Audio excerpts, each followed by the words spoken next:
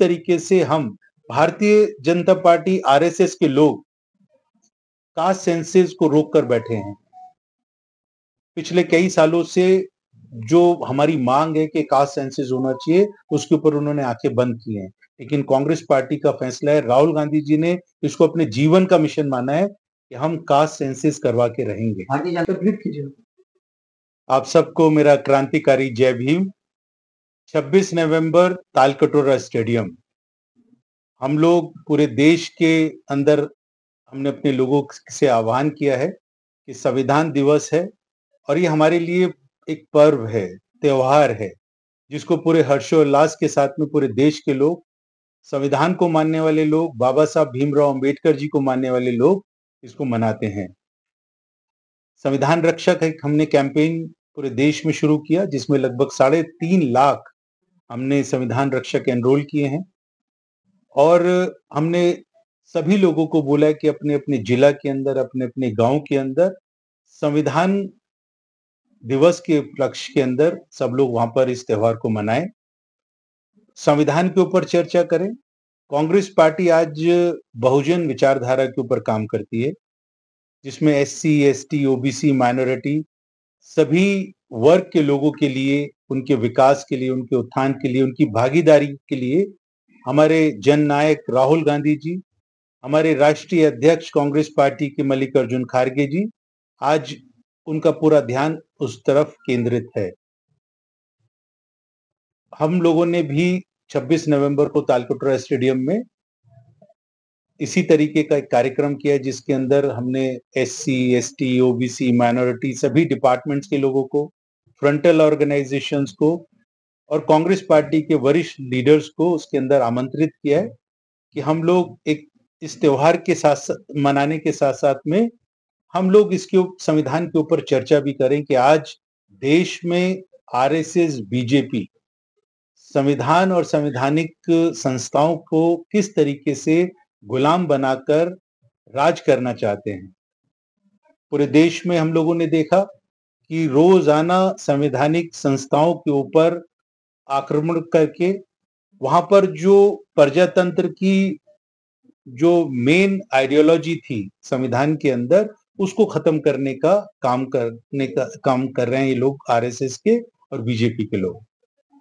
तो संविधान रक्षक के रूप में हम सब लोगों का एक कर्तव्य बनता है कि देश का प्रजातंत्र बचे, देश में संविधान बचे, देश के इस संविधान में जो आरक्षण है वो सुरक्षित रहे। जो अत्याचार महिलाओं के ऊपर हो रहा है, किसानों के ऊपर हो रहा है, नौजवानों के ऊपर अत्याचार पूरे देश में जो देखने को मिल रहा है, धर्म की राजनीति कर कर जो आरएसएस, बीजेपी एक समाज के अंदर और इस देश के अंदर डिवाइड करना चाहते हैं, उससे सावधान रहने के लिए हम लोगों को आह्वान करेंगे।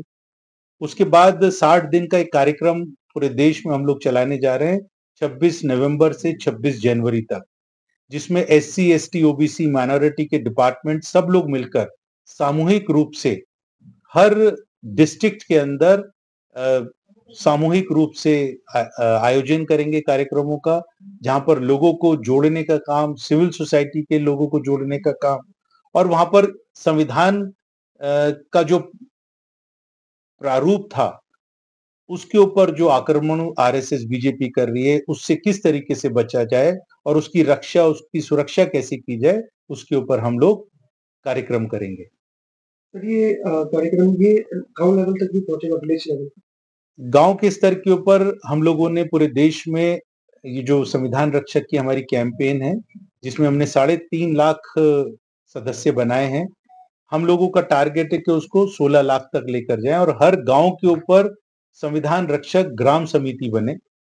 जहां पर शहर है वहां पर संविधान रक्षक वार्ड कमिटीज बने और वहां पर उन लोगों को जो संविधान को मानने वाले लोग हैं उनको इकट्ठा कर कर संविधान के ऊपर चर्चा, संविधान के ऊपर विभिन्न तरीके के कार्यक्रम कर कर लोगों को इसकी जानकारी देना कि संविधान किस लिए जरूरी है इस देश के अंदर और ये देश में जो डेमोक्रेसी है वो संविधान ने दी है।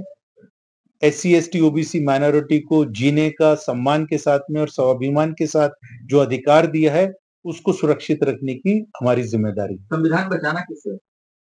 आरएसएस, बीजेपी और उस विचारधारा से जो इस देश के अंदर संविधान को खत्म करके मनुस्मृति को लागू करना चाहती है। मनुस्मृति की बात आरएसएस, बीजेपी के लोग करते हैं। हिंदू राष्ट्र बनाने की बात आरएसएस, बीजेपी करती है।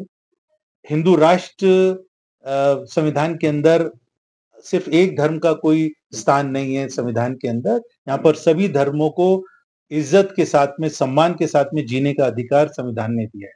और हम इस पूरी जो स्ट्रक्चर है संविधान का, जो संदेश है संविधान का कि एससी, एसटी, ओबीसी, माइनॉरिटी जो बहुसंख्यक लोग हैं, जो बहुजन आबादी है, उसको कैसे सुरक्षित रखें। तो आज कांग्रेस पार्टी भी बहुजन विचारधारा के ऊपर काम कर रही है और हम उस बहुजन विचारधारा को, जो 85% जिसकी बात राहुल गांधी जी करते हैं, राहुल गांधी जी आज ये बात करते हैं जिसकी जितनी जनसंख्या भारी उतनी उसकी भागीदारी, उतनी उसकी हिस्सेदारी।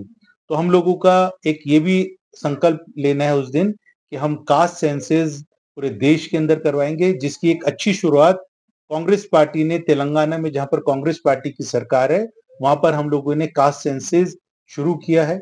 और इस तरीके से हम भारतीय जनता पार्टी, आरएसएस के लोग कास्ट सेंसस को रोक कर बैठे हैं।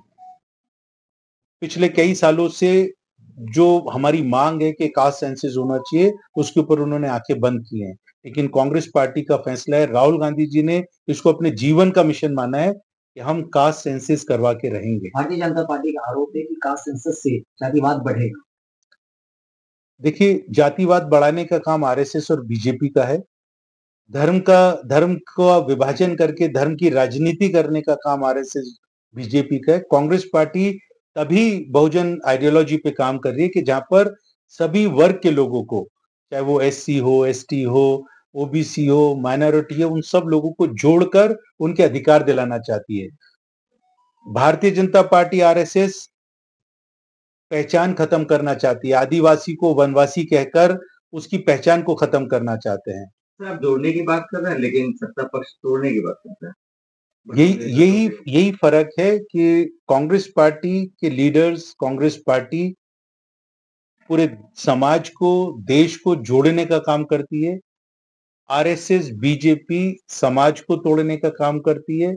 और समाज और ये देश अगर जुड़ सकता है तो संविधान के माध्यम से जुड़ सकता है, मनुस्मृति के माध्यम से